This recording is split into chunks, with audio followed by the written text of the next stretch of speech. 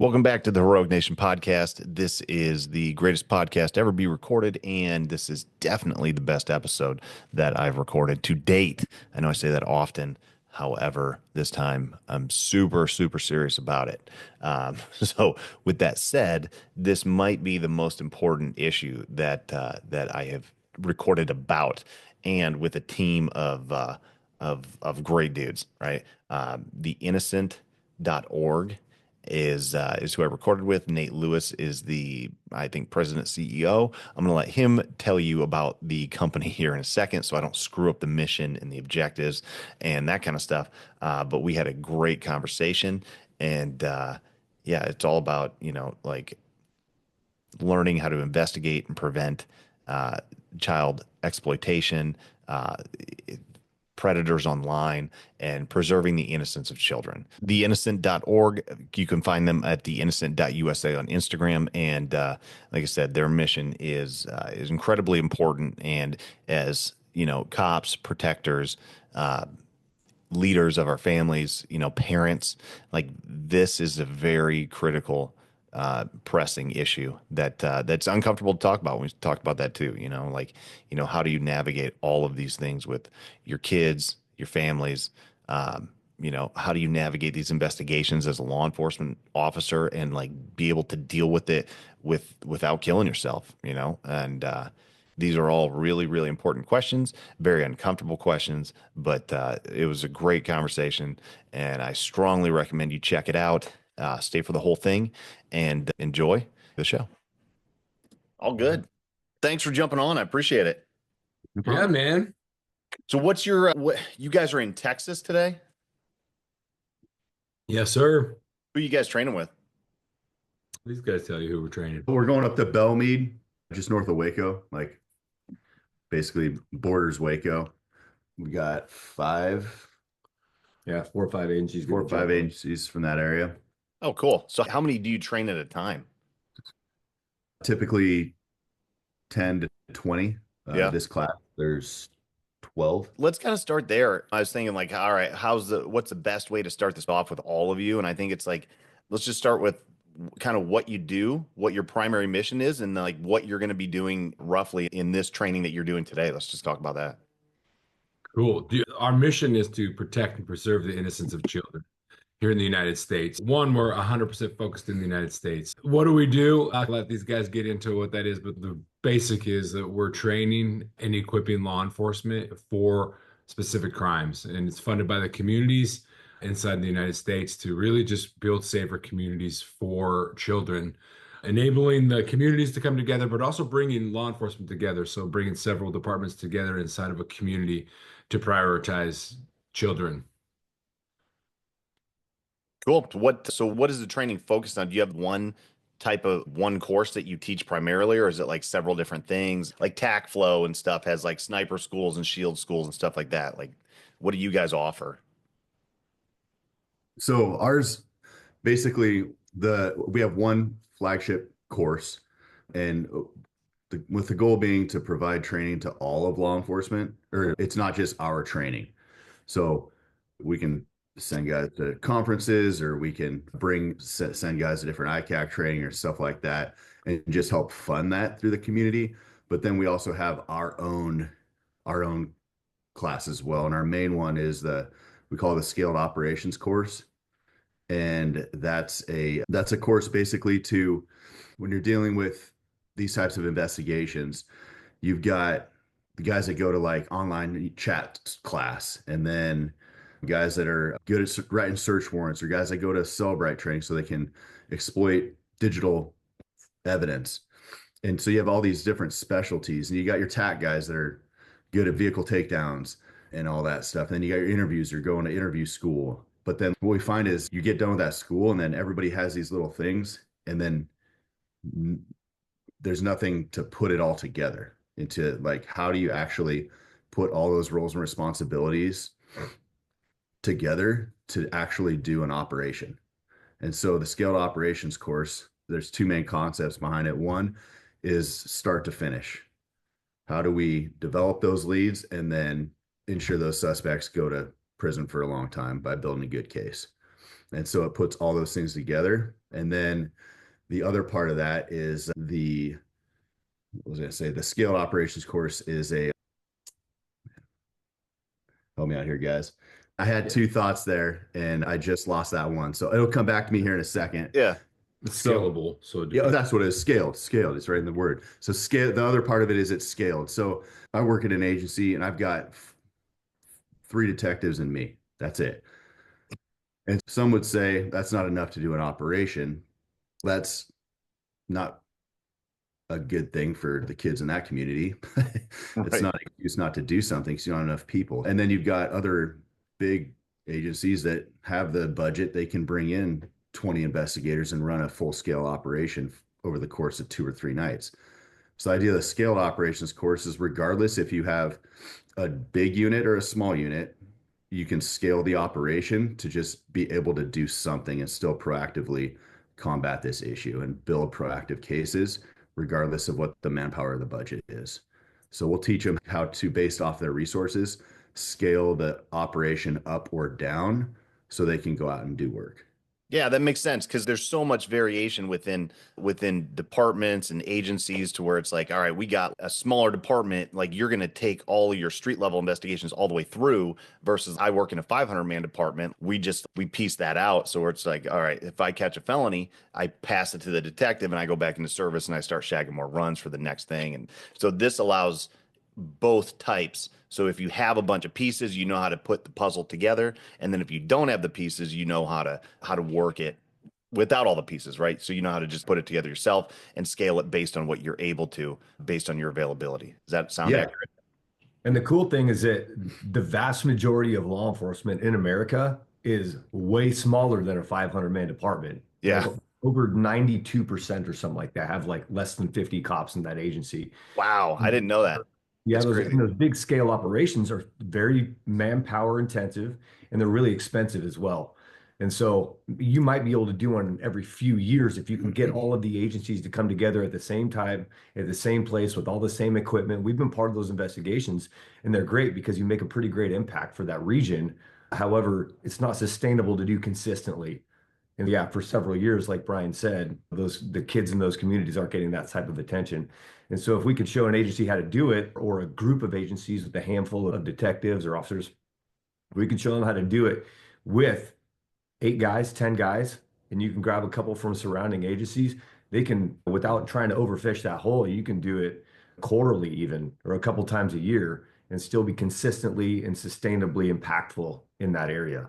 So, what types of investigations? I feel like we're kind of like skipping a piece or assuming some things.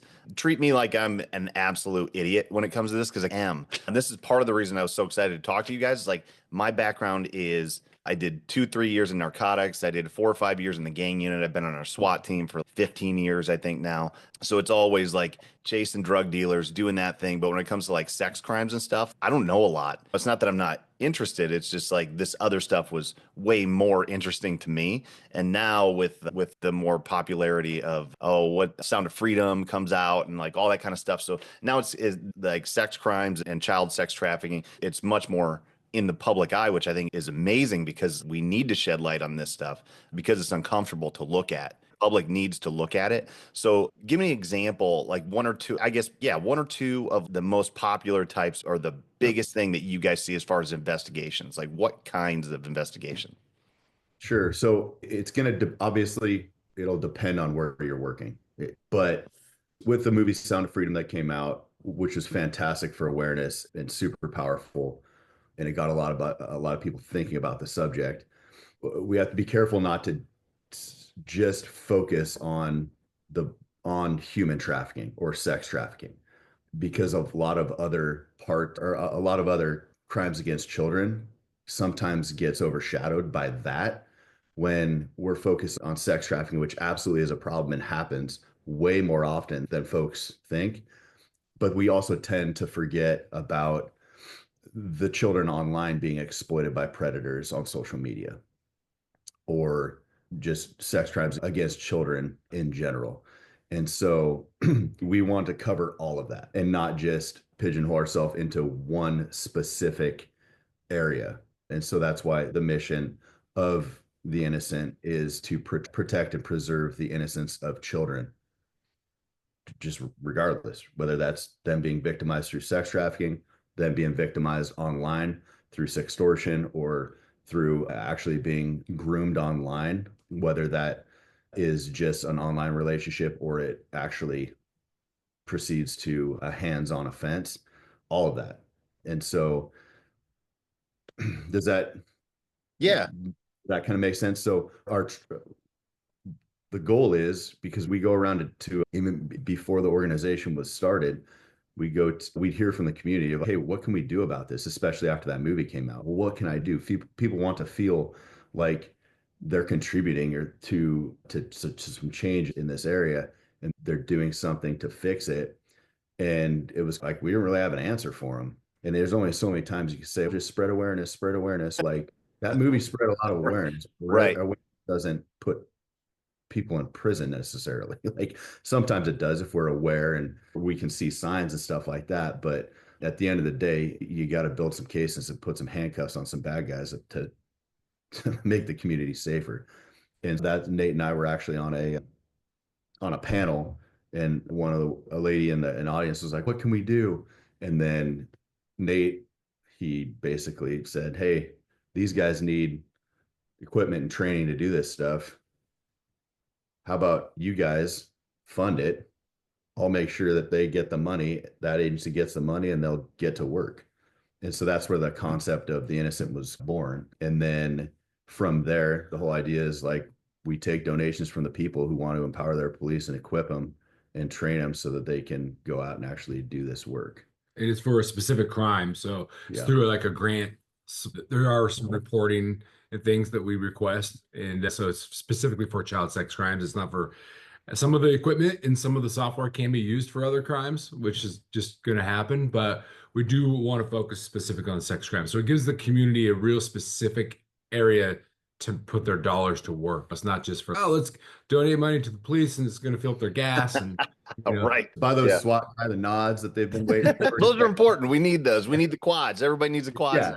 now, right? Yeah, no, that and it's very important, like to be super specific so you can't get earmarked to other things. Then all of a sudden, yeah, it's in the general fund. And then all of a sudden, all of our chiefs are getting raises and we still don't have any investigative tools. Yeah. So, Nonsense. that's Nonsense. true.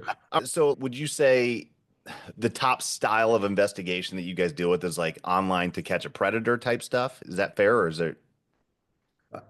That's probably the easiest way to describe it because people are so familiar with that concept. Yeah. I think that's how we shoot it out to people. Like, hey, this is the low-hanging fruit to get people their brain wrapped around what we do. Obviously, there's operational security aspect to it, so we don't get too deep into the weeds about how we do it. But that's the best way for us to describe it so people can get a handle on how we approach. And it's Now- also like when you train, like, before you understand how to do the high risk traffic stop, right? You got to understand how to do the traffic stop. And so it's a good foundation to start with. If we can go out and train them how to do those online exploitation operations, like, they can be complicated, but they're less complicated than, let's say, a human sex trafficking of a minor recovery operation, where now you've got more people involved. You've got like aftercare stuff going on. You've got a surveillance team to deal with the trafficker, and then the follow-up. It just adds another layer of complexity.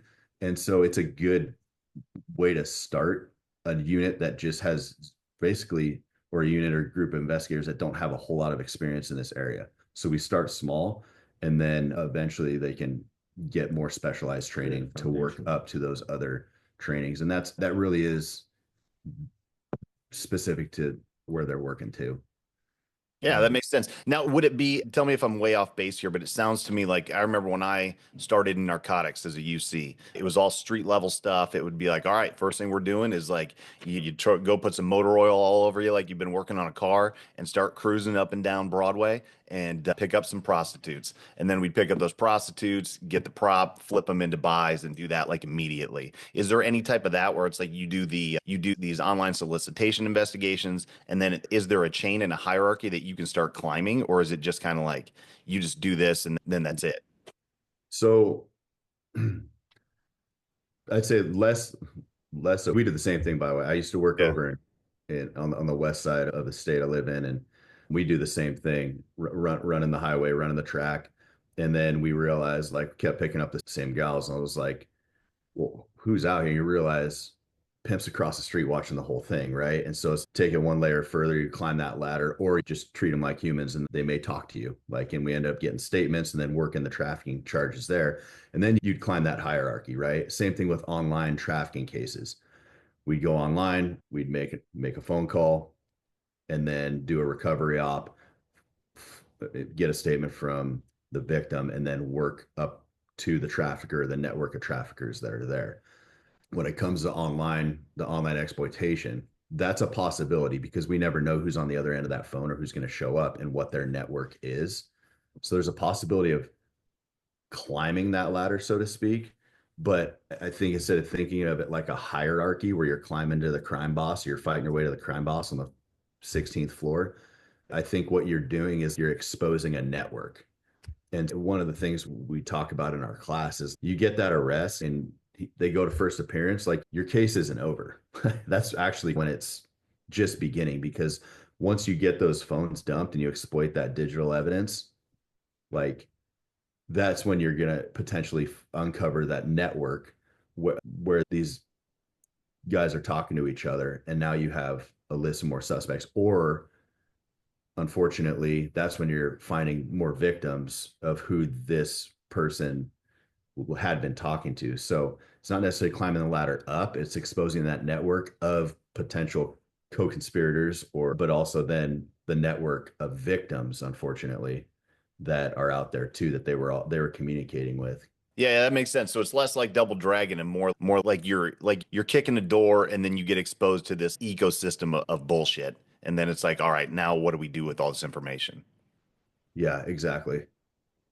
Yeah, that So makes sense. So I don't know. I don't have too many more right now anyway in like investigative questions, but like from just like a feeling. And I know we mentioned already, hey, this the Sound of Freedom movie was really good for exposure, and it gets people emotionally fired up. I don't, but like I found myself like 30, 40 minutes prior to jumping on, I don't really, there was some part of me that was like, man, I should just cancel this. I really am not in the mood to talk about. And I was like, why am I feeling like this? Because I usually am all fired up about doing these. I like having conversations and meeting people.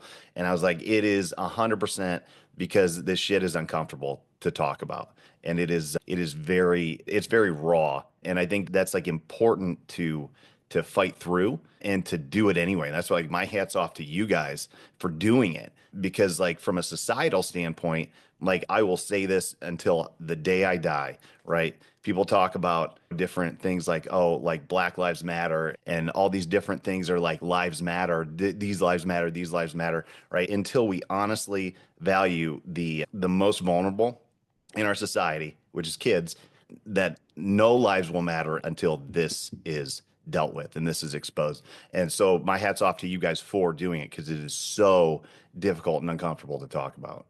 It is. So I get asked this all the time, and people bring this up all the time. And how do you do it? I can't even listen to this. Like, how do you talk about this? And how do you do this all the time? And it is difficult. I'm not going to take it away from the fact, even for you, that it's difficult. These are difficult conversations. As we talked before, some of the most difficult experiences for first responders across the board are when it deals with children.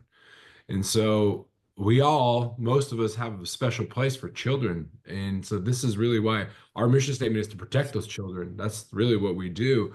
But I think that what you have to wear is not just having a difficult conversation, because most of the time we know that doing difficult things usually is worth it and it's important. And it's harder, trust me, it's harder for a child to experience it and to recover from it and heal from it than it is to talk about it.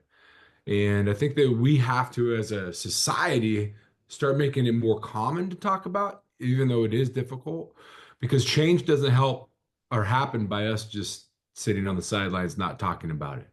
Once we start making a real voice and start demanding, even inside law enforcement, hey, boss, let's prioritize this, because it really becomes a priority in conversation, priority in your actions.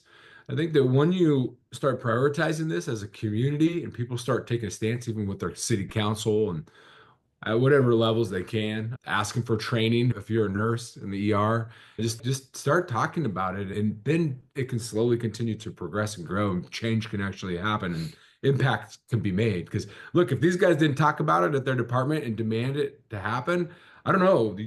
I don't know. Reactive happens, but I'm talking about proactive. Let's be a proactive unit and have proactive teams that go out and do this, and that starts with a conversation. Usually, it's like even you, like right now, having this conversation, it's hard. We know that there's going to be energies and stuff out there that are going to want to stop us from doing good against evil. And that's sometimes what comes into is it's just this force that just doesn't want you to talk about it, doesn't want you to come after it because it's evil. So it is hard, man. You're right. It is hard. But again, you worked through that. I commend you for doing what's hard. And it'll get easier. Trust me.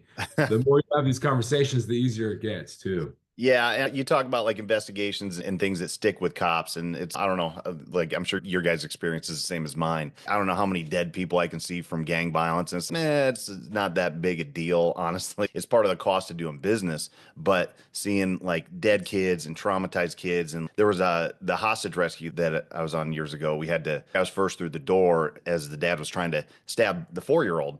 And it was like that. Those are the things that stay with you. And it's like when adults like terrorize children, like that's terrible when it sticks with you as a cop. So I guess to play off that, what I know we mentioned, not to segue too far jumping around, but like we mentioned on the phone, do you guys have anything that you do for like your own mental health going through these investigations? Because man, if you aren't proactive about your own sanity and your physical health and your mental health, like this is going to be a very short career. And on the backside of it, you're going to get a whole lot of police suicides, I feel. Yeah, I'm gonna let these guys answer, but I'll just say that from my experience, everyone has their own way of dealing with things. And so you have to figure out what works for you. One thing that works for me might not work for somebody else. And so I find a way for me to just reset myself, try to stay physically as healthy, putting in the best fuel, staying physically on point, but also mentally, spiritually. That's just how I deal with it. A lot of people just do exercise but don't worry about what they consume and put in their body. But there's a lot of tools out there, and I'm sure you're aware of. And there's people talk about therapy, EMDR, certain things like that, and they've helped in certain areas. But for me, I just put on protection every morning, man. I have a deep spiritual belief of just, hey, I got to reset and get protected here. And that's a lot of how I do it. And a lot of people meditate or whatever it may be, but you have to clear that out and have good team members that you all can talk and be around, spend time, designate time to spend with your boys and just let some things out. But to think that it doesn't affect you, even with all these things that you continue to do, and I'll let them jump in too, but it affects you. It's not that it's hard, especially when you're consumed by it and when you're thinking about it, talking about it all the time. It can weigh on you, but we all have ways to just compartmentalize and do certain things that can help, and you're just aware of it. I think being aware of it is the first thing, is how it's affecting you. So I think the 3 pillars, right? Mental, physical, spiritual. And so I think the way that you combat that is you prepare all those before you have to endure that trauma or endure that case or whatever it is. So if you have that stuff squared away, you're going to be able to rely on what you already practice or what you already do in order to get you through that.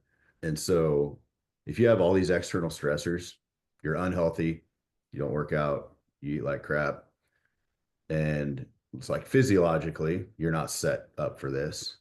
And then spiritually, you're lost. You don't know, you don't have a foundation, something to rely on. And then mentally, you already got trauma from other cases. We all do. And that hasn't been dealt with. And then mentally, your head's not in it because the marriage isn't strong. The relationships aren't as good as they should be. And then you go in and you work a case like this, like you're already on that tipping point, right? And then so you do a case like this and it pushes you over. So I think by having all that other stuff, at least not everything's perfect. I get it. But if you can at least have those habits and work on that stuff before you have to endure that trauma, you're further away from that edge. Does that make sense? So it That makes total sense. gives Yeah. you a little bit of a grace period so you can get your crap together before you go off the deep end. Yeah. Yeah. Yeah, it pops two things up for me. Number one, preventative maintenance is always better than going and having to fix the problem when it's actually a problem now. I know some of the best marriages that I recognize in my life are people that have gone to marriage counseling for no other reason than just to maintain a healthy marriage long term. Yeah, we don't really have a lot to talk about a lot of times, but the professional will bring things up for us to discuss or for us to think through, and that has prevented us and given us handles when problems do come up to be informed or to have language to talk through and deal with the problem because now we're aware of the things that we can address. So preventative maintenance. And then the other thing is just the idea. We were just having this conversation the other night, how we have at our age, me and these guys have a foot in both camps of the idea of like old school when we went through the military, going and getting therapy was that is the taboo thing, right? Johnson's crazy and we don't want him back out. Is he really fit for duty? Who wants to give him a gun? I'm saying if he's getting therapy, like what's really where he's at, and should we let him be back out on the street or whatever it is? But we have too many solid dudes nowadays that are talking about the benefits of going and getting help to ignore it. And it's just going to take people that the community respects, whether it's law enforcement or military, whatever that community is, looking up to a respectful person that is going, yeah, there's nothing wrong with it. And it almost gives the rest of us permission to be part of it. And so courageous people that have a good reputation saying, yeah, this is absolutely what I do. So it's an interesting time within law enforcement to be like what I grew up in a community that like had it therapy was a taboo thing, and now we're like we have way, and then there's also plant medicine and all the other stuff. We are opening the floodgates now for all these different options for us. And the next generation of law enforcement guys are hopefully the idea is going to be like, man, we have all these options. Why it would be weird to think that there would be people looking at us negatively for pursuing the beneficial treatment. So I think that's what we're hoping to get. And now it's just going to take guys like us to be courageous and say, yeah, of course we're doing these things. Why wouldn't we? Yeah, absolutely. So that triggered a couple things for me. I'm going to work backwards to your points here in a second, but as we talk about therapy for law enforcement and going through that, the way that I see it, this is my personal opinion, is that like it has to be viewed as strength training, like mental strength training. Like it has to be viewed like that. Less like therapy and more like strength training, right? Resistance training. Like we've gone through all this stuff and we got to go through and get physical therapy. Like I blew my shoulder out or I just had neck surgery. So now I got to go to PT for that, right? Mental health is the same way.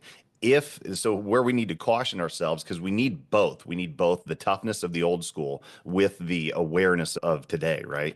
If we don't remember to be tough, because there is a time when we just have to suck it up, right? We can all agree on that, right? As men, like we sometimes you just got to put your nose to the grindstone and go and compartmentalize and deal with it. And if we forget about that, what's going to develop is the same thing that we're seeing in society is bad therapy. And we're going to get therapy for everything and it's going to be so over the top the other way that it's going to be too hard of a shift. Now, that's just my opinion. And we can see trends, and we're seeing a trend now of bad therapy with all kinds of stuff for trauma responses that are not really like your dad yelled at you. That's normal. That's not a trauma response. So we don't want to go too far the other way. And we're already seeing my personal experience again, like we're seeing a softness to law enforcement that's going to be equally as detrimental.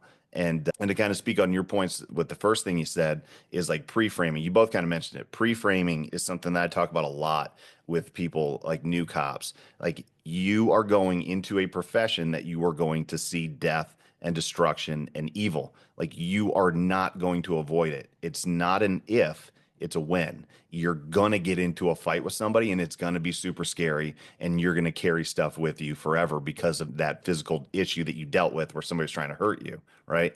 And maybe you have to shoot somebody, maybe you have to kill somebody. These are not ifs, these are whens, right? Like I always tell like the recruits when I get to talk to them about officer involved shootings, like I've been involved in a couple and I've been on scene for 12 or 15 total. It's going to happen. Like you will see these things. So pre-framing it in a way where you're like an ounce of prevention is worth a pound of cure. So making sure that you have appropriate expectations, that everything is in line, because the biggest issue with PTSD, or one of the biggest issues, is that when your worldview is shattered, and this is again why these issues are so important to deal with for kids and why innocence is so important to protect, is that the back end of having your worldview shattered is so detrimental. So if you go into law enforcement and you continue to work through this with an appropriate frame, then when you are exposed to the evil or the fight or the whatever, like you expected it, so it doesn't blow up your worldview. And then it's like picking up the pieces is so difficult on the back end. So,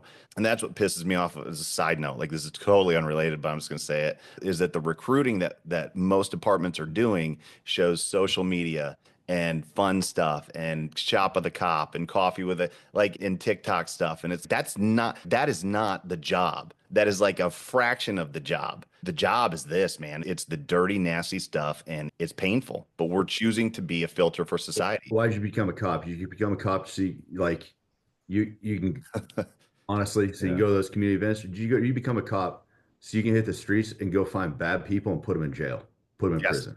Yes. That's why we become a cop. And so that's actually also speaks to the reward part of it, is like the reward of being in the trenches, online chatting, or just dealing with these types of cases. The reward is, man, that guy got put in prison for 10 years, or it's Washington, 2 years. But at the end of the day, that's 2 years. No child's going to be victimized by that person. So that's a reward. And for me, having those rewards, like that's why why I became a cop, so I could do something about the evil that's out there. And here you got a chance to do it. Is it going to mean you're going to have some vicarious trauma getting there? Yes, but patrol guys deal with that same thing when they respond to a bad call too, right? So it's part of the job. And man, I think it's important. I just had a random thought. We talk about how we can take care of ourselves and get ready for all this, prepare ourselves for these types of cases.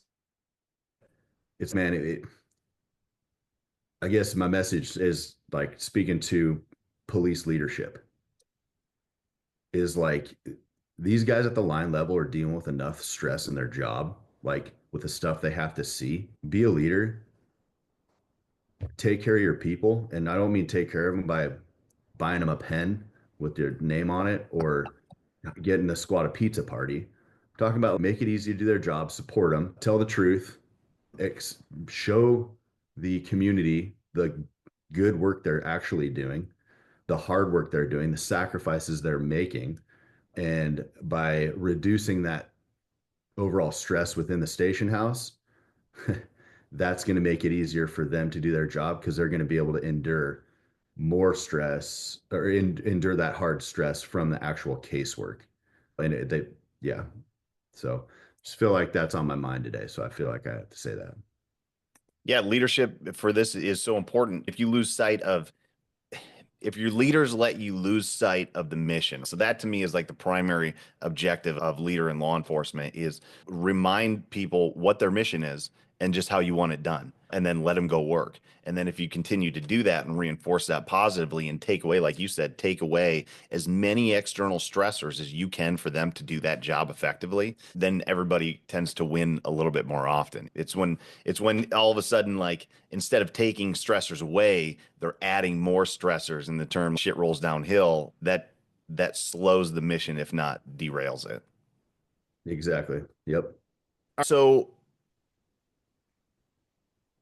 let's I want to touch base. I know, Nate, with your podcast you did on Kalers, you talked about the difference of the populations that you find offending with this, and it's wild. So it's very broad, and I want to let you talk about like the different populations that you see in these investigations, and is it surprising? Was it like when you were exposed to the broad spectrum of people involved in the child exploitation, did it just blow your mind? Did you have something that was like, oh, I only expected this or this, and then all of a sudden it was not that? I think that as humans, we have this idea of how we can profile, oh, the drug dealer with the backpack at the park or whatever you mind. judges people on how they're dressed or how they look. And so we put in from movies, maybe television, we know what a criminal looks like. But I think it's not that this didn't really blow my mind, but it is surprising. I'll tell you what did blow my mind in a second, but is this addiction to sex and this preference, so to speak, of attraction is not immune to any level of humanity, right? You're talking from teachers to preachers to Democrats, Republicans, it doesn't matter who it is and where it is. And it's actually more often than not that we hear is, I can't believe it was that guy. Because it's a closet hidden thing that they're hiding from their family, from their community, from their coworkers, whether it's a doctor with a voyeur camera or whatever it may be. These are people who have intelligence at a high level, super successful in society's eyes, in nice homes, drive nice cars. So that doesn't necessarily blow my mind, but it is, yeah, wow, this is a crime that's happening amongst even at the highest level of success. I think what blows my mind and what blew my mind in this type of work coming from folks in international, where it's actually going undercover into brothels and sex clubs and that type of thing, and working online in communities in America, which is super first world. It was when we started doing some of these investigations with you guys in my hometown. Hey, we're going to put out this is how we do these investigations, and how many guys do you think are going to respond? And that's a pretty small town, what, 50,000 people or something? And I was like, oh, I'm sure we'll get 12, at least 12 predators who are going to hit us up for this, because it was a specific site, and how many people know about this? I think it was in 24 hours, we had 55 unique numbers that first time. And I was thinking, that blew my mind. There's that many people wanting to reach out to a child. And then it was later, even in that year, and I think this still blows people's minds in that small town. We did do one of these larger scale operations we were able to be a part of that he was on, and we were all just sitting there watching this thing play out. But in a matter of 54 hours, 13 arrests were made, and that was actually like, we probably could have kept going in this small town. And so those are the things that it's not as shocking anymore, because once you start seeing, you're like, man, like even when we were at some training doing certain things, and you're like, wow, this is even bigger than I thought it was. That's what I think is mind blowing to me, is wow, it really is much bigger than I even thought that it was. And I knew it was a problem. That obviously why we started this organization, but I just didn't really understand. And then you deep dive into all these other things and some of the statistics of like sexual predators looking in your community. And then out of those operations, 350 arrests, only like 3% of those are sex offenders. And so now you're thinking of the scope of Man. how many predators are actually out there.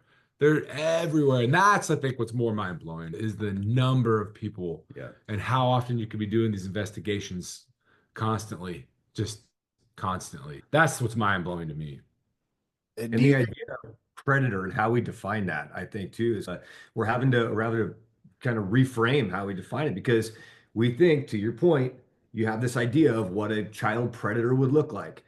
Of those arrests that we've made, man, you pulled the dudes' phones out of their pockets and it's a picture of their family, and they're like a local position of trust in the community, a coach or whatever. And then you have people that maybe you would expect to show up, but we have to put, because of the nature of the investigation and why they're there, and you look at all the chats, you have to put that label. This dude's a predator.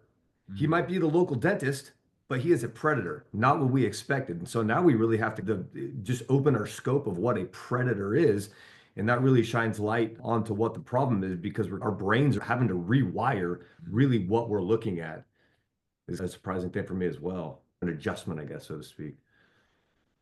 Yeah, that's, you think about the dude with the Chomo mustache and the black panel van. Yeah. That's what you think about. And yeah, I think it started with the Chris Hansen Dateline stuff. Oh my God, look at all of these people here. They're here to have sex with a 14-year-old or whatever. And it's, man, this is a very pervasive thing. You know what's interesting about that, though, that is interesting to me? Back then, nobody was saying like, oh, this doesn't really happen. Now we're fighting against that. There's people saying, oh, this doesn't really happen. Really? Does it really happen? Who's saying that it doesn't happen? Oh, have you not been on the media and watched and followed? I know it's No, watch the news ever, but Good. yeah, stuff. I can't tell you how many times I'll rip a statistic. Now in videos, I have to actually put the source in the video now, because if I say some sort of stat, I get completely attacked online about, oh, you're making up stats. And so now I have to like actually say the source in the video because people will comment all the time saying out there, oh, you're blowing this out of proportion. Oh, Then that's when I message back and says, we need your hard drive. Yeah, you're now being investigated. How's that feel? yeah, like you're blowing this out of proportion. Does this really exist? Is it really as bad as you're saying? And this and that. And it's, oh my gosh, if you only knew. That's Well, because they don't know. They don't live in this world. And so to say, like, before it was like, oh, that's the cool show, Dateline with Chris Hansen. They're catching these predators. And now just to get so much backlash of, really, guys, is it really a problem? Oh, you want my money, but is it really a problem? And you're like, wow. and not to get too down the political rabbit hole because I really like don't want to get like completely shadow banned for this, but just to go ahead and say it, this has been it's starting to, and I think has been successfully attached to Black Lives Matter, LGBTQ. We had plus, and now you got like minor attracted persons and stuff like that. That's like trying to attach itself to this long string of political activists, right? To try to gain more freedoms and rights for just this attraction. It's just this attraction. So trying to downplay it as an actual crime and evil, like I think that's probably part of it is it's starting to align itself politically. And then everything is so polarized today that it's like you're either in one camp with everything or in the other camp with everything. And it's so if this lands inside of a camp, then all of those people have to be okay with it or they're going to get socially ostracized from their group. And that's worse than anything nowadays. So I don't have a group anymore. And you look at a lot of this stuff with the trans movement and like the radical feminists and how those two things are completely opposite, but yet they're all supporting each other. And it doesn't make any sense from an ideological standpoint, but they have to be on the same page in order to have any political weight.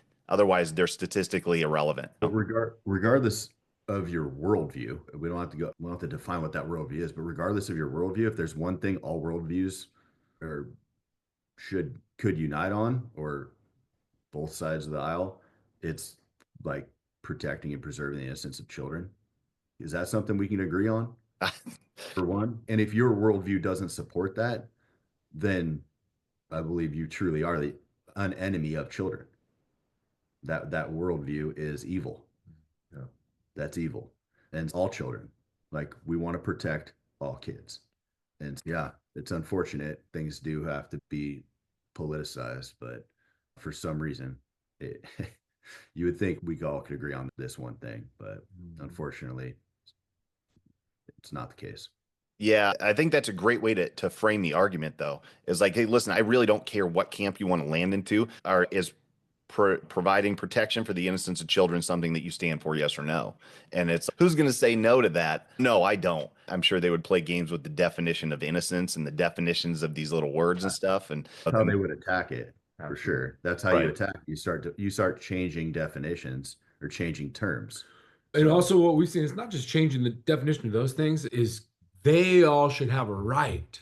I've seen when you talk about minor attracted persons, there's a group of individuals in the Netherlands who even went to gay pride parades and were like, oh, we want to be accepted as people who just are attracted to children. And even they got ostracized. But here's the thing is that mentality is trying to breach into acceptance.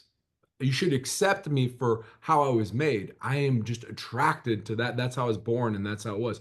And that's not an acceptance. That's, to me, what I believe when you look at the science behind a child's brain and the development of a brain. And we know it's beyond 18 when it's fully developed. And why are we supposed to protect our children? Because they can't make the best decisions for themselves under the age of 18, which is weird that a light switch flips on it when they have their birthday and all of a sudden they can make those great decisions. So we have to protect them. And now they're trying to, people are saying that it should be younger. They're even saying that how would you take away the right to a child to have these intimate relationships? I'm not going to get too graphic, but I could. And the ages of some of these people that they were talking about, because at what age does a human actually, or a young boy, have an erection? And so why would you prevent them from having these encounters, that type of thing? And you're going, what in the world are people thinking? And they wanted that to be accepted. Accept me. Don't ostracize me. This is just how I was made and born this way. And I don't believe that, honestly. I just don't. Yeah, that goes into the nature versus nurture conversation and the whole minor attracted persons thing. Like from I heard that a few years back and I was like, what in the hell is this? Right. And I could be wrong. It's hard to find this for sure, but the way I understand it started is in rehabilitation, right? It's not that it was attached to be an accepted thing. It's like you get a child molester that is convicted, and now what do we do with this person on the back end of their sentence, right? Because we know that the reoffending is huge, right? Like as far as the recidivism rates and stuff like that. So how do we put them into therapy with an appropriate label for rehab? And it's they're a minor attracted person. This is a way better label for recovery, right? On the back end, which I think that there is some I understand that from my background as a master's in psychology. Like I understand that you want to frame rehabilitation in a light that doesn't make you shameful. I get it. That is true. But when you start like changing the overall label and say, no, this dude is a child molester. This is what he has done. You can't change that from the legal side, from those definitions. You start doing that, and then it's a snowball cascade of acceptance of these evil acts. That's right. I don't know. I don't know if you guys have ever heard like the roots of that, or if I'm completely off base, which is possible. But No. to go Makes off sense. and I've never heard that, but that's awesome that you shared that because that actually makes sense. I thought it was just this made up thing. Like, no, this is what I'm But gonna when it's used for that, it starts as that, and now it's a blanket. Like now it's using for everybody, and then saying that that's not just a classification for what you were talking about, but now it's a classification for a trait that people are born with that they should naturally be able to express and engage in is unacceptable. yeah, you know what? You could make the argument that being an antisocial serial killer is also something that I was born with, which is totally reasonable, which is totally reasonable to state. The nature versus nurture, like you may have been born with some wiring in your head that's, I really enjoy killing things. I really enjoy it. Okay. Now, is that a right of yours to express that need of no, hell no, it's not. That's ridiculous. This is the But to same thing. maintain intellectual integrity, you have to take both of them together. And the mental gymnastics it takes for people to get there, I think, is hard for us to wrap our brains around. Yeah. And Throw your hands up. a lot of it comes from, and I'm going to give people the benefit of the doubt here. A lot of it comes from people that just want to see the best in everyone, and they don't really understand that the evil that they have committed or want to commit or are like, they don't get it. They've never seen it. They won't expose themselves. They only like the back end of it where they can say, "Oh, you guys are just mean bullies." No, like we're actually exposing ourselves to both ends of it. You are picking the sanitary part of it and try to keep it clean, and you don't want to see the dirt and the nasty and the evil. Acting like the other part doesn't happen. Yeah. And Yes. until it comes knocking at your door, And you and need a place to stay. yeah, and then that's where those individuals would have a serious hard time with the if you showed them that and you're like, "Hey, look, watch this video of this act. Now how do you feel?" And it would destroy their worldview. It would be so horrible for them, they wouldn't be able to handle life. They'd have to go into therapy, honestly. And And that's that's a what we great talk about point the that you person. make. One of the things that we deal with is trying to really toe that line from the awareness standpoint without violating the innocence of the people that we're trying to educate. Yeah. And that takes some care. We did a presentation one time in Chicago, and one of the guys that was hosting it was like, "Hey, I think that it's important that we really expose people to how dirty this gets." And we're like, I don't know if we want to go show them how dirty, but Yeah. we'll toe the line if that's what you want to do." And we had Nana in the front row, her hair blown back, and we're just like, "Oh man, we're not even getting deep into this stuff." And her innocence was taken away. And this is now we're violating our own, obviously she's not a child, but we're violating our own mission here by just trying to educate people. So it's a fine line that we deal with as well. Yeah, and on the side of that one is she's like gasping, but then you have some younger guys being like, "Yeah, let's go, show me more. Let's go get these guys." And so it's a hard finesse. How do you finesse that? And then in the same event, a 24-year-old girl was there and towards the end says, "What's the most shocking thing to me? That you guys are shocked by this. I've lived this for the last 10 years on social media." And so to her, it wasn't even shocking. And that was shocking to me. You talk about mind blowing. I was like, whoa, here's a 24-year-old girl who said, "Yeah, since I was 14, I've had to deal with these guys messaging me on my social media. And like, I've had to it's just dealing with it. People sending you Yeah. pictures or whatever it may be. And that's just normal to her as a teenager. But to the older generations, even us who didn't have phones growing up, we didn't grow up that way at 14. So it's, whoa, what? That's your childhood? And she's, yeah, that's my childhood. That is that, you know what? So that goes right. I'm glad you brought that up. That goes right into one of my questions about, as the father of teenagers, right? High school kids.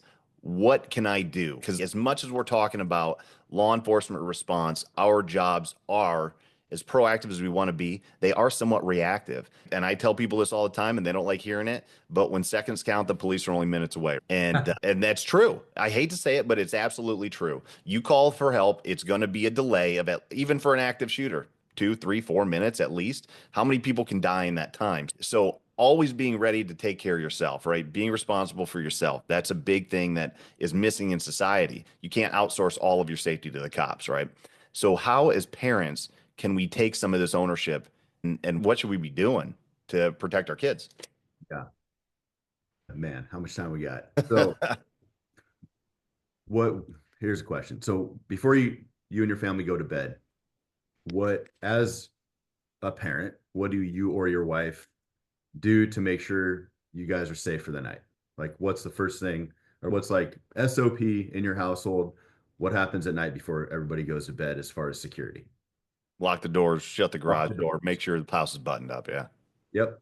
Secure the hatches. And that we do that to keep people from entering our home when we're asleep at our most vulnerable time, when we're switched off. And so it's interesting because that's a normal thing in society, especially now. Gone are the days where we don't lock our doors at night. But there are, we go through that security measure, and then parents allow their child to go into their bedroom with their phone. That phone is a direct gateway or direct access for any adult in the world to enter through that locked front door, through the closed door of the child's bedroom, and be in the bedroom with the child online.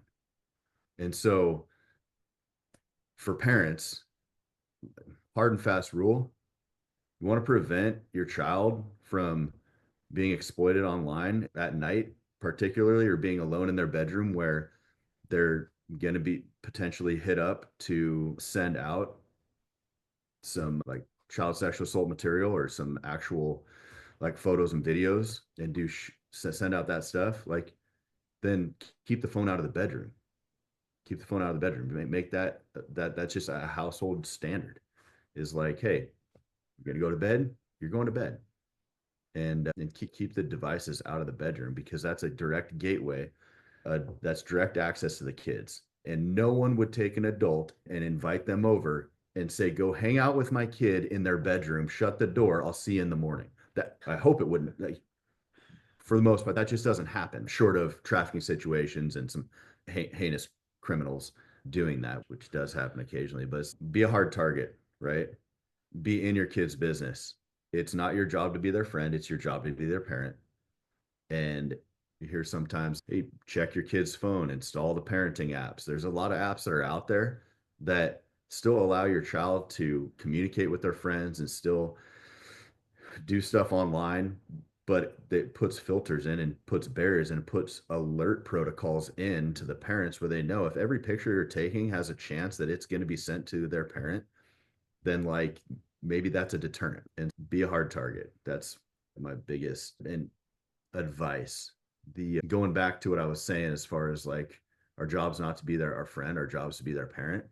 Like, I get it's a tough conversation, and you might get some attitude from your teenager when you say, hey, you can't have that app, or you can't have this social media, or have your phone in your room. But at the end of the day, I'd rather have my child mad at me than a victim of sexual assault or being exploited online. Like, they'll thank me later. Yeah. And I think that it goes back to one of your original questions too, is, or not questions, but comments, is like, hey man, I almost didn't do this because this is hard to talk about. Yeah. It's hard to talk about, but it's important to talk about, because if your children's innocence and potentially some building block for their future of decades is at risk, it's an important, difficult conversation to have. And it's probably going to be uncomfortable. But first step is getting educated and then taking that education and having that relationship and conversation. But now here's the other thing is I always say you have to start with a relationship.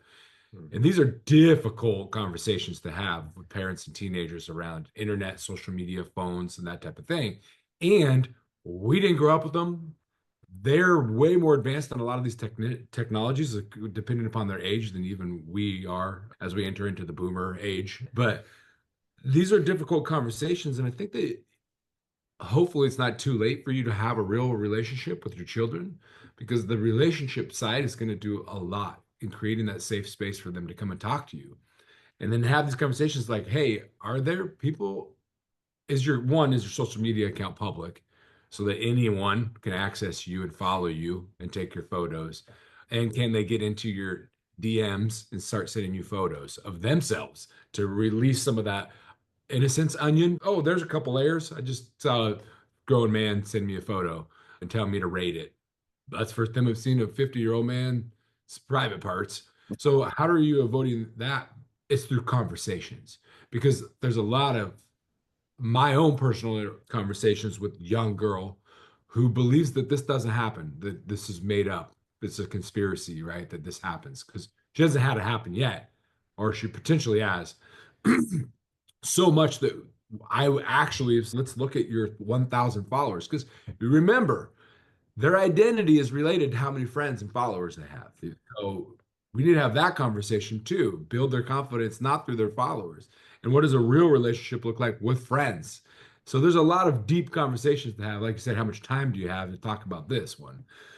But you have to start putting it into reality for them. And this is what worked for me is, okay, let's just start looking at some of these 1,000 followers that you have. And as a young girl, do you know this person? Click on their profile and start investigating into that person's profile and exposing who that person is. She may have just got a friend request and went accept, right? But what we see is these algorithms on some of these platforms are introducing grown adults to children, which makes no sense to me. And don't tell me the technology doesn't exist to avoid that. And then once you hit accept, they're going to send you 5 more. And then you're going to accept those, are going to send you 10 more, 100 more. And so they're just going to accept all these people, and they may not interact with them. They don't even know all the people. When was the last time a young girl who had 1,000 followers went through that list? Maybe probably never, Yeah. ever. And here's the other thing is parents, be a role model. They're going to monkey see, monkey do. If you're on your social media all the time, you have a public account and you're trying to gain your followers too, because your sense of acceptance or whoever it is based off of your things and how many likes you're getting and all that stuff, they're going to do similar things. And here's the other thing is be careful that even as a parent, that your account is not open, because if you're following somebody who has 1.3 million followers, you know what trolls do? Wow, that's a huge bucket for me. I can go to this guy's 1.3 million followers. I'm going to start scrolling his million followers, and I'm going to see the lady on there. I'm going to click on her profile and look. Oh, she's so proud of her 10-year-old. She posts pictures of her in her bathing suit at a birthday party at the swimming pool. I just got a bunch of pictures of 10-year-olds in their bikinis. And they just hold their finger on those photos and they can take those photos. Now they can create accounts off of those. They can use those to Deepfakes. yeah, they can go into young boys and say, hey, I'm Ashley. I'm 12. I think you're cute. We should be friends, whatever. And he's built a profile of this and now start sending me photos. And then it now turns into send me 10 grand because I'm friends. I'm not Ashley. And I am friends with your mom and all your other friends. And look at these photos that I have. Yeah. So there's so much that goes into this. This is why people educating yourself and having these conversations. And thank you for having this conversation to bring awareness to people of this is the reality of what's going on. And because we live in this, we know it. But you don't live in this, not you, meaning the people listening don't live in this. You don't know. So just start knowing what's going on. How do you protect yourself? I know it's a long answer to, there's 100 more things that you could potentially do.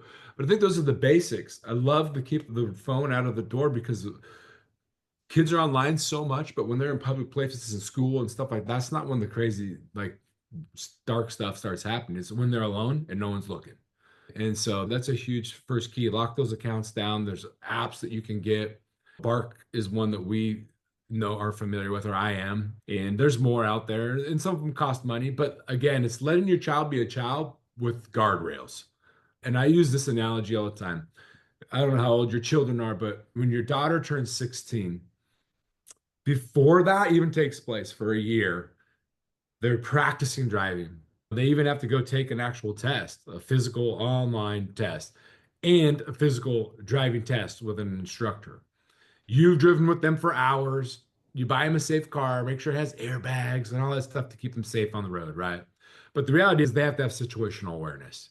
They have to know if the guy's going to run the red light. They have to know a lot of things to keep themselves safe. We put so much time into that because we're so deathly scared of our child getting behind the wheel of a car. But we're not even worried about them getting behind the phone. We have no trainings, really. They're starting to develop, and we're actually going to be talking about some of those here soon. But how do we put guardrails and seatbelts and airbags and training on our kids to navigate this digital world that's not going anywhere anytime soon? With the statistics of how much time is spent online and 37 million teens in the United States having social media accounts, that's just where they're going to go. And we talk about this. And I grew up, hey, it was the creepy dude, like you said, in the van at the playground, right? Guess what? There's video cameras at every playground. They're not going to go expose their identity in every corner of the world is a camera. They're not going to do that. They're going to try to hide their identity, and they're going to try to manipulate and groom you through probably social media or avenues, video games, and that type of thing, until potentially it does become a hands-on offense. Man, it's a big conversation. We're starting to scratch the surface of the depths of this. We're just getting past the pinnacle of the iceberg. Yeah. There's a lot to it. Yeah, no, if you start really peeling back the layers of just social media and phone usage, you're going to peel back layers of how to deal with relationships and friends, how to deal with boyfriend, girlfriend in more intimate relationships, what's appropriate communication with that. Physiologically, what's this phone doing to your sleep cycle when it sits next to your bed, which is something that I'm guilty of. I use it as an alarm and all kinds of other stuff. And like last night, I woke up at 2 a.m. and I was like, what's cryptocurrency doing? Like, why am I doing this? Right. And it's horrible. Answer is horrible. But anyway, so like it's just going to expose so many different conversations. And honestly, as a parent, it's that grew up. I'm like the oldest possible millennial slash like Gen X, graduated in 2000, mid 40s. These are all conversations that I really don't feel like having because I'm not, it just seems annoying to me. Plus, if they look at my usage for my little business that I run and the podcast and stuff, it's public, it's open. And honestly, like the amount of inappropriate contacts that I've gotten as a 43-year-old man are mind blowing since I started like pushing my accounts and trying to gain like just market my services for as a fitness coach to cops, right? And I'm getting all kinds of, hey, let me buy your underwear and let me do this and let me like multiple, not just one, like multiple. And the faster, and like you said, the algorithms are so strange and you can't figure them out. Like you have to go through and see those people and block them immediately. And then because if you don't, you'll get more and it'll keep coming. And that's what I found is you have to block this stuff right away. But if you don't know how to do that, and honestly, if you've got some baggage as a high school kid or a middle school kid that doesn't have either parental attention or you've got some sort of like void in your self-esteem, like you are going to like that regardless of the type of attention it is. That's right. 100%. Yeah. And they know that these predators know that they're vulnerable and they're going to go after them. It's an easy one for them. They're going to go, it's just like the wild prey and predator. Predator's going to find the easy prey. Maybe they're disabled, they're injured, whatever it may be. And that's exactly the same way, man. They're going to go after easy targets. And like we said, hard target, that's critical. That's critical. As a dad and as a leader, we try to protect one, we want to be a hard target and we want to make sure that, but we have to instill those into our children to be like, you need to be a hard target, child. Be a hard child. And that takes a lot of things. And that also, you used a great thing that I always say, and it doesn't matter if you're married or divorced as a father, you have to give your daughter attention. She's seeking attention. In those ages, there's this age in life we all know, and these young girls look up to their dad. That's daddy's girl, right? And they need some attention from that opposite sex. And if you're not giving them certain attention, it's same with our wives. We all know that. You have to give them these things that we're not naturally good at doing as males, But you have to do that to your daughter too, because your daughter's going to seek it. And you better pray to God that she's seeking it from the right male who has a father role model figure in their life that's going to treat her the way you hope she's going to be treated. But treat her and be the example of the guy she should be looking for and give her that attention. Those are small things. Again, Yeah. there's 100 things we could talk about Oh, man. Yeah. around this source right here, information. And those are just a few. And we could do a whole hour on it, honestly. And I think if you guys don't have a civilian product, like as far as a coaching course, like, dude, that would be aside from being a cop, like I'd pay for that right now. If you had a parenting course on how to safeguard your kids, like that would be 100%. Like I'd be all in on that right now, this second. So Yeah. stay tuned, follow us, or get on our email. I've been working with this woman. She's been developing a really great education for about 4 years, and she's about to launch it. And so I will put that will be linked on our website and stuff for this is just for civilians. This is for teachers, parents, children, counselors, whatever it may be. And it does cost money. It's not a lot of money, but you also have access for a year to go back in and do these modules, and it's interactive and it's pretty cool. So there is that stuff coming. I think there'll be more coming in the future. I know there's a few things that exist. This is always ever changing and all the technologies are changing. So you have to stay up on this, but there'll be some more stuff. Right now we're focused on law enforcement, but I do these a lot. I get on Zoom podcasts. You've seen some of the things, and I think we do events, community events would come out, digital parenting nights, that type of thing. And it's important. And then hopefully soon enough through that education, actually, and this is actually the first time I've really announced that these guys don't even know, it's going to be available for the community members to go become their community awareness person with that education, that they can go be a trainer in their community and train that education at events. And they can do kind of like the candlelight thing, not representing us, but they can at least go in their community and start teaching some of this education to their communities, which is going to be super powerful. Yeah. Yeah. No. And then that's going to open up in this, again, like digital age of having 2 teenagers and 4 cell phones in the house. A lot of times you look around and you're like, what the hell's going on here? Like, we haven't talked in person. I've gotten 16 memes from my son on Instagram, and it's like he's sitting across the couch, and then the only thing he says is, Dad, look at that. Dad, look what I sent you. Dad, look what I sent you. I'm like, what? Can you just get up and show it to me? He's like, no, just open your phone. I'm like, I don't want to. I'm tired of it. But having an event like what you're talking about in the community for parents specifically, it not only teaches you how to safeguard your kids, but also like how to build an in-person real relationship. When we flew down here and stayed at the hotel by the airport, and that morning had some breakfast down in the lobby down there, and I didn't even notice it, but the waitress, she came over and it's so amazing you guys are talking to each other. We're like, what are you talking about? She's, look at everybody else. They're all on their phone. That's all they do. You guys are actually, your phones aren't even out. You're just talking. And it just points out that profound, that's culture in today's society. It's crazy that like human to human engagement, person to person, face to face is so rare that the lady who sees everybody eating breakfast every morning when they're starting their day, likely on a trip around people they probably want to travel with, and they're still not engaged in relationship or families and families, husbands and wives. So it's having breakfast on their phones. It's interesting to look at. We got our work cut out for us. And this goes back to the beginning of what he said. You talked about the sound of freedom, all these things. People are so focused on the kid in the moving van. Oh, my kid's going to be taken from the pool. 2% are snag and grabs. Like, it's very little. Why are people not talking about the phone? Well, in so much activity, even criminals engage with so much conversation because they think it's safe. You're not actually like you said, going undercover, put some oil on like that. Like, these dudes are like kicking it in like their boxers, dude, having a cocktail at home with their feet up. Like, it's everything is being communicated, even with your own son in the same room on a phone. So we have to start getting into that world. And that's like going back to our training. How do we get investigators not have to put oil on and walk down the streets and the alleyways, get into the world that the world is on. And that's a digital world. And how do we train them and keep them up with softwares? Where are these new places popping up?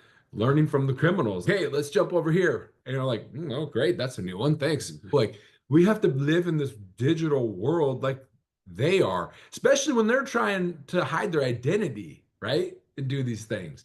And so this is so important, this conversation around phones, technology, internet, and this crazy world that we live in. Imagine like people couldn't make an interaction 30 years ago, 20 years ago, unless it was in person. You can pay for digital paying now and make interactions for photos. You don't even have to see that person. Hey, send me some photos. I'll just send you some Cash App or something like that. Like the transactions are in their home. They don't even leave their house. No hand to hand. It's crazy. So we have to start talking about this stuff, man. Yeah. We want to talk about other things and certain things. We can talk about that, but then I tried to steer back to let's get to reality. Let's go. This is super dangerous. This right here, incredibly dangerous device. And in so many ways. And you mentioned a lot of them too, just like waking up in the middle of the night. I was telling these guys, I got a rule. The first hour of my morning, I don't even, unless I look at the time, I don't touch my phone. It still sits on do not disturb because I get up pretty early. No one needs to be talking to me at that time anyways. Because I used to get into a habit like you. First thing I did, get on my phone. Now I'm just into spiral day. That's part of my protection that I do is I need an hour of quiet peace because as soon as I get into that phone, the speed limit just increased like 200 times. My life just took off. How do we keep that peace and keep that in our kids? Because this is causing anxiety. Yep. Not only the dangers of really what they're facing, but these are big conversations around what is the phone's impact on a young adult's brain that is still developing, building the foundation for the future of their livelihood. Yeah, and there's all kinds of stuff about even what does it do to attention span? What does it do to the social interaction? I had this conversation like 3 days ago with my wife. We were talking about the impact of friends and social media. And I was like, yeah, if you do something stupid, like when we were in high school, like you split your pants or whatever, and it goes away at the end of the day. For the kids now, it perpetuates in these text groups and social media. Like it never stops. So you do something embarrassing, like you can't get away from it. And all of a sudden, like you're on a Barstool account somewhere and it's like you kill yourself. Those things happen. And that's even going into bullying. As a kid, you get bullied maybe by your siblings at home, but for the most part, you're getting bullied at school and home's a safe place. You can't even go home and not get bullied online. Yeah. It just never stops. It's 24/7 cycle. Yeah. Yeah. So, guys, we've been on for well over an hour, so I don't want to keep you all day. I think we could do several of these if you're open to coming on and talking again, either individually or as a group, like whenever. I think this is something that needs constant exposure, like what we talked about. And you've promoted a couple of things. What's your primary way of getting contacted, and where can people find you? Yeah, theinnocent.org is our website. And if you're law enforcement, click on the law enforcement tab. You can see a little bit. You'll see these guys on there on the video, but that's a way for you to submit through your department's emails because we need to verify that you work for law enforcement. At least make contact with us so that we can start a conversation and see where you guys are as far as manpower. Equipment's a real easy one for us to be able to provide. Training, we're booked out months from now, but we can at least start that conversation and get you guys geared up, and we're starting to develop smaller trainings that we can deploy quicker. But if you're law enforcement, reach out to us through law enforcement. Community tab on our, if you're a community member, go there. This is really important because as we can't do it just us. We need the communities to really start taking effect in their communities because we can't be in every community. But what you can do is build a community event, fundraiser, whatever it may be, raise awareness, education. We're going to have more resources on there. But then start a fundraiser to bring the team out to your local community. And now we're not talking about just one department. We're talking about several departments that we're building inside of your community to make your community safer for your children to grow up in. And then on the website too, we're a nonprofit. We're 100% funded by the people to protect the children. So even if you can go click donate $10 a month and people think, oh, does $10 a month really make an effect? It absolutely does, because if everybody thinks it doesn't, but if people start taking out a massive scale, I think if we have 1,200 people right now just say, I'm going to do it. Great. We're going into a state every single month because of you guys. And we're going to be not just and that's a state, like, which we know, and we're not going to get into all the details. If you have even central of that state, how far does that reach? How many people are you pulling from in that state? Your radius of people that because the internet, you're reaching people within 100, 200 miles of that place that we're going into in that state. So it's important to just get involved, get engaged, use this as an opportunity for you to stand up and do something that you care about, your children, the innocence of your children, child sex trafficking, and all these things. If this is important to you, take a stand. Go to our website, visit us, follow us, theinnocent.usa is most of our social media. YouTube channel is at theinnocent.children. And we're going to be putting out more information and content too on some of these topics that we're talking about, safeguarding your children. These guys can do more videos as well. So there's a lot of ways to support us. Just stay informed and get educated, and then share the education that you're learning. Yeah. Yeah, we talked about, I think we talked about the algorithm or social media and how it's connecting that we've talked a lot about how it's evil, like the evil that's going on within social media or whatever, but we can also be used as a force for good as far as to spread what we're doing and then work the algorithm in our favor. So there is that good versus evil, and we're spreading that good word so that the more people that see the reels and see the Instagram page and all that stuff are more people in the community that might feel like, hey, you know what? I'm gonna do something here, and whether it's $10 or whatever or however much money that they want, the only way we get to equip and train local agencies is through their generous donations. And so the more people that can see the content, yes, it absolutely raises awareness, but it also raises their ability to go out and affect our mission. Yeah. And like you said, you don't want to get shadow banned. I can't even pay Meta to put out videos that are statistics from the Department of Justice, because they wouldn't even let me pay to advertise that. Not only post, so the algorithms aren't going to put it out there, but what they can't stop you from doing is sharing that. And if everybody's sharing it, that's the only way we can really have any kind of impact on social media to share information. And so it really is important. And sometimes liking and all that stuff, people are like, hey, like my comment and make a comment and all that stuff. The reality is, like, that's the only way we can sometimes get our stuff out there. Like, I literally tried to pay for it, and they say, your ad's been rejected. And I try to take it to the next level. Your ad is still rejected and it's been removed from things. Like, oh my gosh, it's just a fact from the Department of Justice. So it's important to us. We need you guys. Anyone watching, if you're following us, like, just hit share. Even if it's a story. It doesn't even matter, just because that's how we're going to get this out there, grassroots, from the people. We're here for the people. We're funded by the people. So we need the people to do this with us. We can only do so much of what we do. We specialize in doing one thing, but we can't do any of that without the fuel of the people making it happen. So help us, help you. Get involved. Get involved. Get Yeah. off the sidelines. Yeah, 100%. Cool, guys. I won't keep you anymore today. And again, thank you so much. And I would love to do this again. Cool, man. Absolutely. Great man. talking to you. Great talking to you. Thanks, Anthony. All right. Have a great day of training. See you guys. Yeah. Bye.